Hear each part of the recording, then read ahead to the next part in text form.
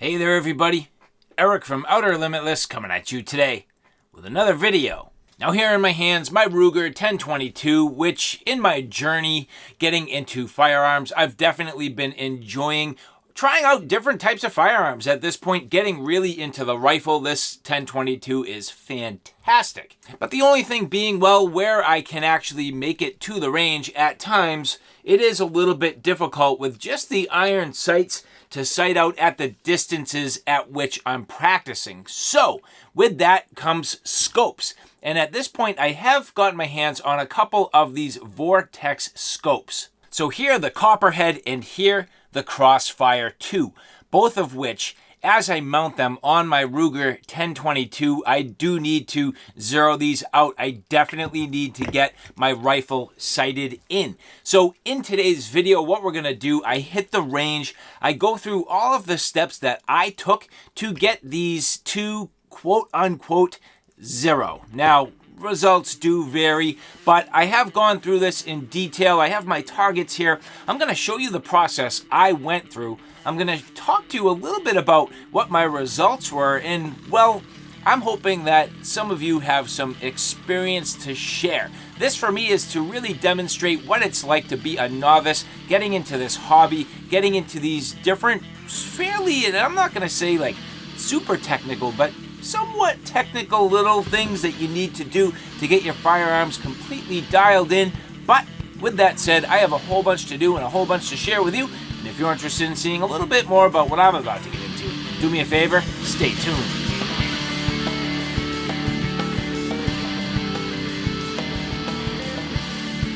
So yes, again, getting into the Ruger 1022, but more specifically, getting into these rifle scopes. Now, the first one that I purchased was this Copperhead. I gotta be honest, I don't completely know what I'm doing, so when I saw the Vortex Copperhead, I was like, this looks really nice. The price is right. I've heard great things about the company Vortex, and I really wanted to give them a shot. So the Copperhead called out to me. However, the problem being it's a little bit large.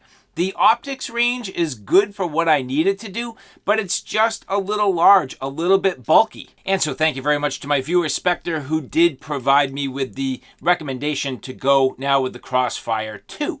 Now, both of these definitely different in terms of the overall objective. So the Copperhead here is a 4 to 12 times zoom with a 44mm objective lens. Again, a little bit longer, a little bit bulkier, but then with the far range being at that 12 times is definitely going to help me a little bit further out. But where the Ruger 1022 is oftentimes considered to be a little more fun for the plinking and sort of shorter duty, the Crossfire 2 did seem to make a little more sense. It's not as bulky, it's lighter, but at 2 to 7 times zoom and a 32mm objective lens definitely does not have quite the same range. So this will be better for the average, for more things that I'm doing where it's lighter, where it's more compact. It's going to pack up a little bit easier. It's going to keep my firearm a little bit lighter, but it's also not quite the same zoom range. So instead of the low end being 4, well, now the low end is only 2 times. So that's a little bit better for what I'm trying to do. So again, thank you, Spectre, for definitely, weighing in on this, giving me some good advice, and I think this is going to help. But at this point, well, the whole purpose of this video is for me to get these sighted in. And so before I get started, I do have a couple of questions. You'll notice that I did not use any sandbags. I used the bipod, but not any sandbags, and I didn't really have it truly bench rested. Does that make a difference? I don't know. That could be part of where I went wrong, but you'll see how things went. And so with that said, let's get to the range. I'm going to talk you through it. And so here, as we hit the range, a few things to consider. First, as I mentioned, I am definitely a novice. Second, well, I am indoors. This is an indoor range with a maximum distance of 25 yards. Now, I opted to shoot in 3-shot groups to determine what my overall corrections needed to be. Now, here with the Crossfire 2, this is where I'm starting at the 25 yards. So making some adjustments here, I opted to address my windage first. So because my scope has 1/4 minute adjustments, I thought I would start with 12 clicks to the left. So I gave it a shot. I got everything ready, got my magazine into place, got fully adjusted.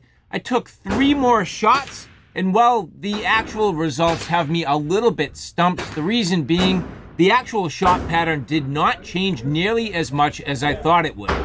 So looking here, it didn't move 3 inches at all. It moved maybe just 1, and maybe not even that. So again, I made an additional adjustment, moving 12 more clicks to the left.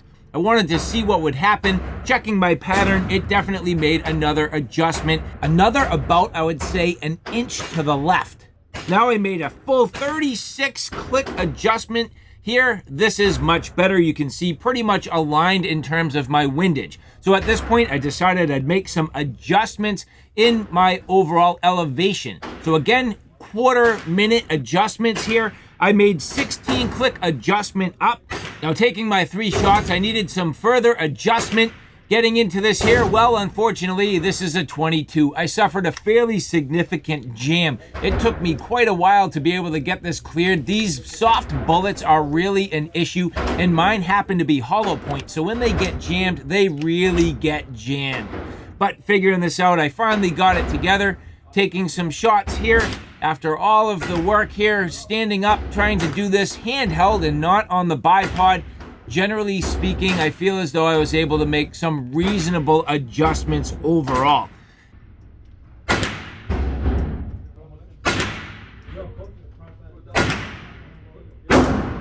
And taking a look at the final results, well, you can see I made a bunch of moves, and at this point, well, getting this dialed in, I'm definitely able to do a little bit better. Hand holding, the results are decent, hitting the target, and at this point, I decided to call this 0. And so as I got into this, when I first started, I was off from center, down, and over. I thought I'd start with my windage first. And so I figured where I was getting 1 inch for 12 clicks, that was about 3 minutes of movement per inch, which seemed surprising to me, but I figured it was a place to start. So making a 12 click adjustment, another 12 click adjustment, it was giving me the ability to get some movement, get some traction, and understand what I was getting into. So I'm definitely thinking about this a little bit wrong in my approach. That's something that I gotta learn. I mean, when I really made a full 12 click adjustment here, I thought it was gonna give me a significant result, but it really only bumped me over about that 1 box. And then moving forward, well, I made a second little 12 click adjustment, 36 click. Well, at that point, it moved me over significantly. At that point, I realized that every 12 was only gonna move me about 1 box. I still had about 3 boxes to go. Made that full 36, 1/4 click adjustment there. Boom, no problem. That had me centered. Made some adjustments in the vertical, 16 up, a little bit of dancing around here while I was on the bipod, and then I felt comfortable going handheld to see what my results were. I kind of like shooting standing up a little bit, and figured it was worth spending a few rounds to try it. And overall, I had a pretty decent grouping sitting here and really nailing all of them. So standing up, I know, is not necessarily the best technique, especially having the scope. But at the same time, I want to be able to practice. I only have limited range time, and I thought it would be something fun to try. So generally speaking, with the Crossfire 2 at 25 yards, I'd say overall it went reasonably well. And then from there, pretty much what you do, you take a coin, you loosen up this cap, and you spin the actual dial to 0. There's a little indexing line, and you get that to 0. So at this point, the Crossfire 2, this is zeroed to that particular setting. And this is a starting point for me as I continue to move forward. So the next time I go to the range, I will work on this. I'll continue to try to get this zeroed out even closer, but that is at least a place to start. And so next with the Copperhead. And so, well, the Copperhead again at 25 yards.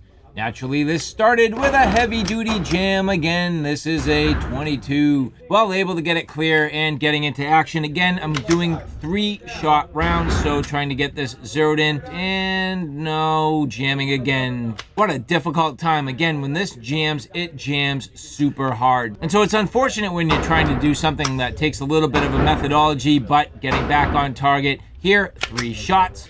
Now, right away, as you can see here, taking a look at the target with the Copperhead at 25 yards. Not too bad, but definitely not where it needs to be. So I felt as though I needed to move 2 inches, which is 8 clicks on my windage adjustment. But for whatever reason, I have no idea, it moved me to the right. So, well, at this point, I'm definitely a little bit messed up. I'm bouncing all around. I made a whole bunch of adjustments. 4 clicks to the left, 2 clicks to the right, 30 clicks up, 4 clicks up. Had to move back to the right, a whole bunch of dancing around.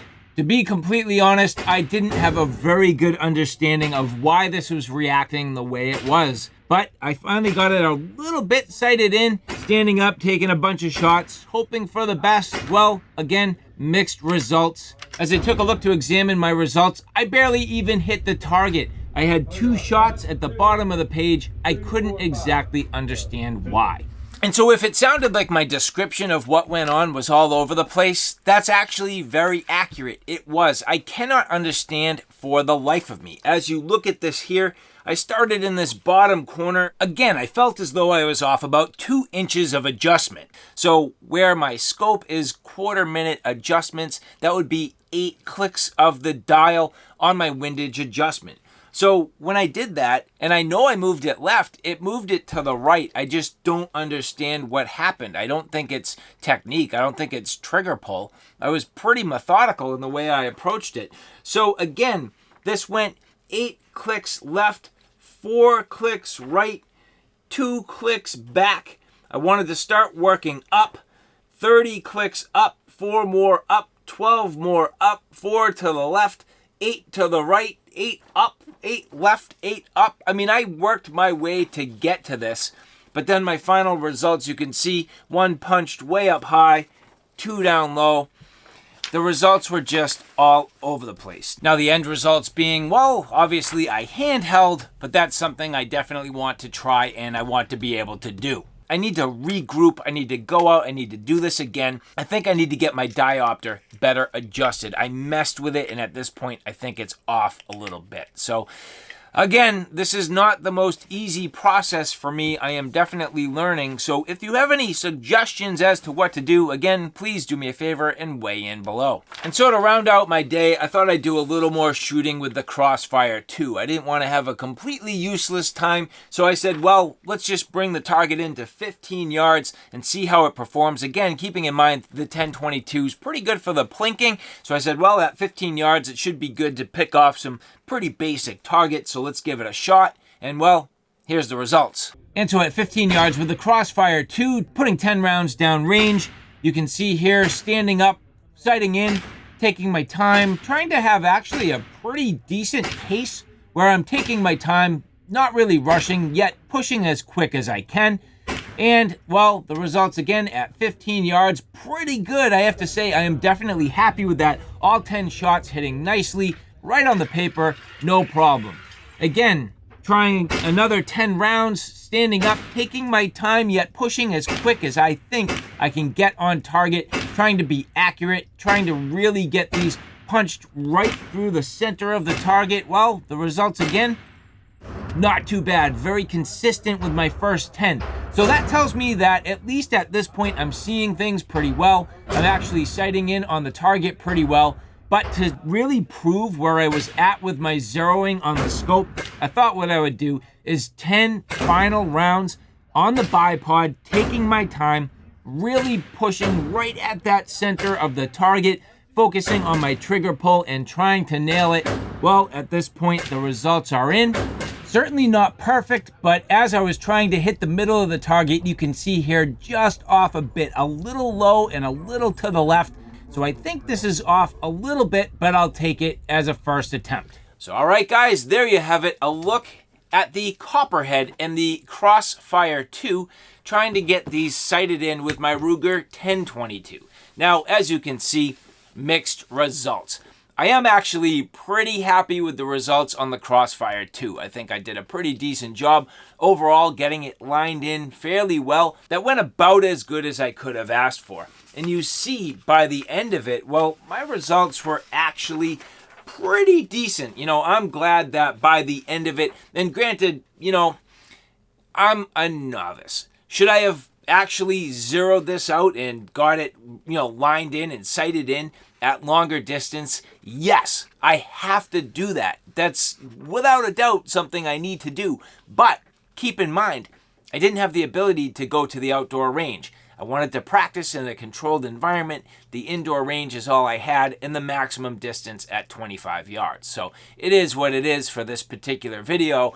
I will address this moving forward and taking some of the lessons that I learned and applying it to this to hopefully get these in a little bit closer to zero. But with that said, decent results. I am glad at the fact that I was able to get a reasonably tight grouping and handheld, go to the bipod, and at that point have a result that's really darn close to that zero. Now, granted, I'll give you this, over a longer distance, this is going to translate to further and further off, but for now, day one, first attempt, not too bad. But the Copperhead, I cannot figure out where I'm going wrong. I don't know if it's because I've messed around with it too much. I don't know if my diopter's off. I just honestly really cannot tell. So I'm going to have to spend some more time with this. That's fine. Just going to continue to work on it, get it fine-tuned, hopefully actually get it out to the long-distance range and truly sight this in at proper distance for long-distance shooting.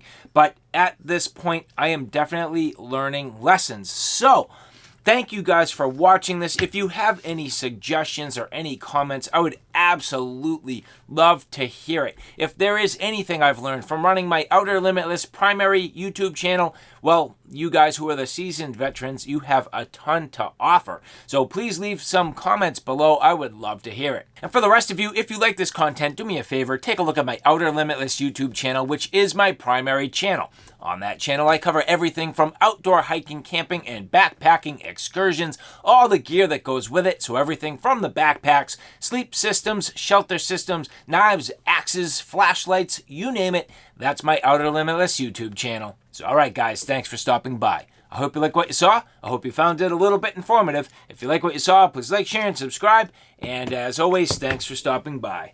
Take care now. I'll see you soon.